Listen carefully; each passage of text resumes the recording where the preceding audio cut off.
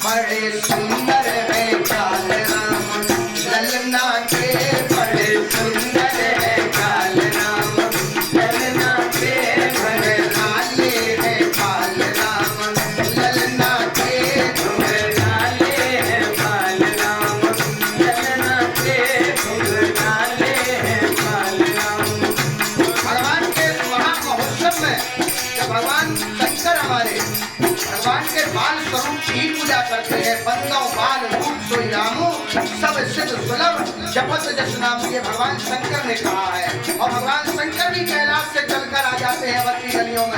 गिरजा जी से कहते हैं कि मैंने एक चोरी आपसे छपाई है, मैं आपसे बिना बताए अवध में चला गया था। ओ कनक पैजनी छम छम पाले,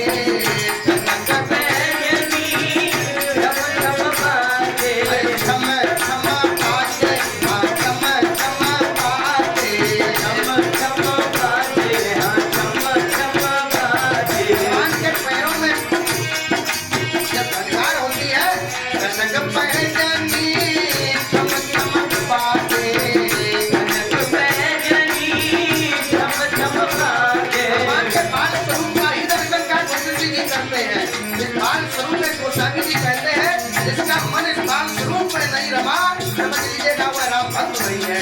ओ कनक पैजनी छम छम बाजे,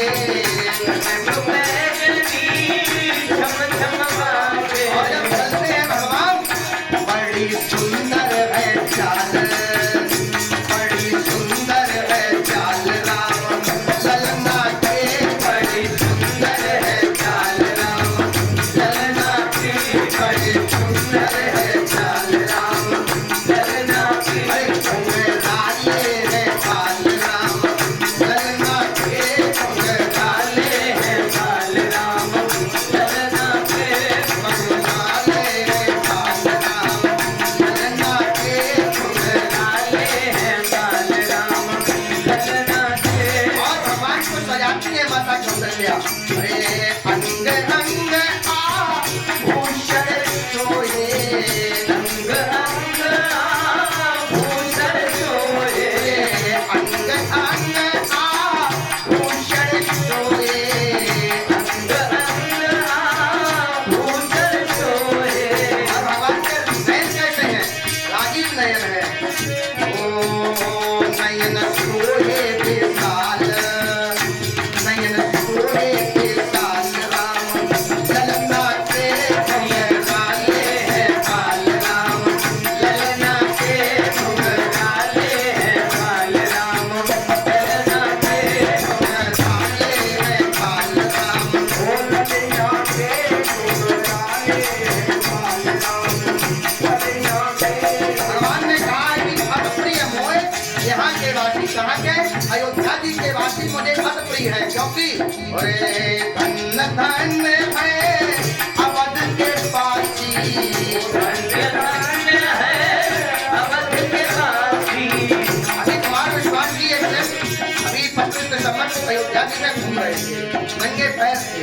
तो कविता तिवारी जी जो कवित्री है उन्होंने सवाल किया, आप इतने भीषण सर्दी में नंगे पैर क्यों घूम रहे हैं? तो उन्होंने कहा मैं अपने लोभ के लिए घूमता हूँ, मेरा इसमें हित छिपा हुआ है। मैं सोचा करता हूँ इस अवध की भूमि पर भगवान श्री राम जब घूमे होंगे तो हो सकता है कोई न कोई ऐसा रज, शताब्दियां गुजरी, अनेक बार भूकंप आए, अनेक बार धरा पलटी और सृष्टि का विनाश हुआ, परंतु कोई ऐसा रज जिसने अहिल्या जी को तार दिया, शायद मेरे पैरों से भी लग जाए और मैं भी मुक्त हो जाऊं।